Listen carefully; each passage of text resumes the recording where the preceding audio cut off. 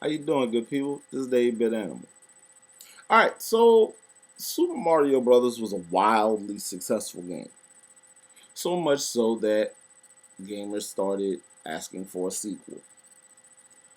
And Nintendo delivered a year later on Famicom. Only problem with that was that the sequel was an extremely difficult game.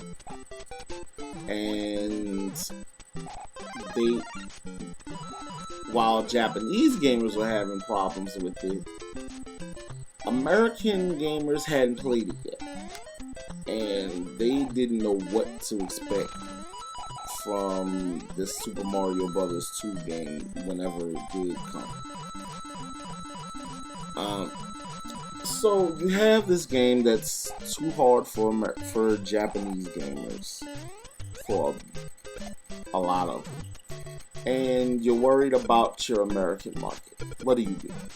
Well, Nintendo decides to not release that Japanese version on American shores. It didn't show up until, I want to say, 1993.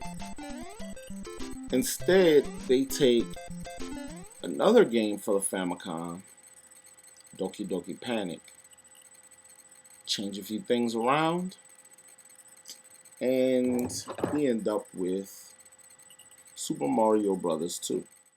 Now, Super Mario Brothers 2 takes place outside of the Mushroom Kingdom.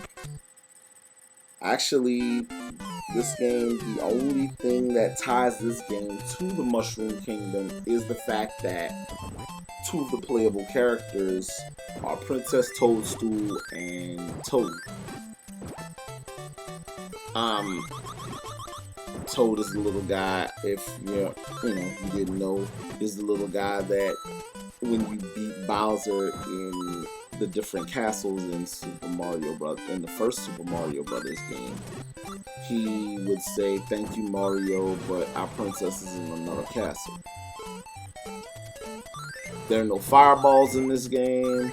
They're all warp zones. They are in completely different spots from. Well, I mean, obviously they're in different spots, but there are no fireballs, things like that in this game. You fight off your enemies by picking them up and throwing them, or picking up vegetables and throwing those giant onions and turnips at your enemies.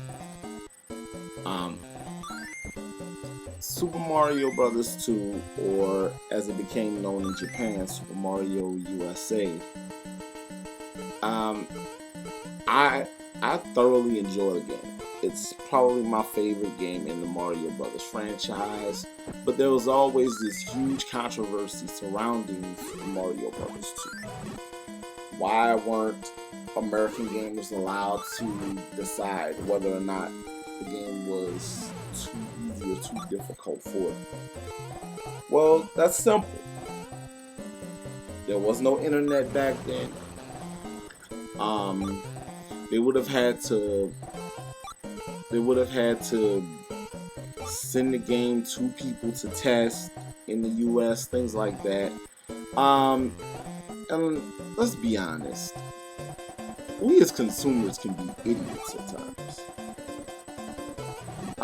I know people who, once they finally did play the Japanese version of Super Mario Brothers 2, they actually did find that game to be a little too difficult. So I think in this case, Nintendo may have made the right call, because this game, for whatever reason, Super Mario Brothers 2 is my favorite game in the series. More so than Super Mario Brothers 3 or Mario World. Mario 2 and Yoshi's Island are my favorites in the series.